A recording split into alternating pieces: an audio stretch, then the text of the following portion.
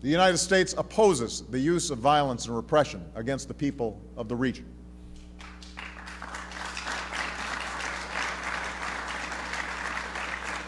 The United States supports a set of universal rights, and these rights include free speech, the freedom of peaceful assembly, the freedom of religion, equality for men and women under the rule of law, and the right to choose your own leaders, whether you live in Baghdad or Damascus, Sana'a or Tehran. No peace can be imposed upon them, not by the United States, not by anybody else. But endless delay won't make the problem go away. What America and the international community can do is to state frankly what everyone knows.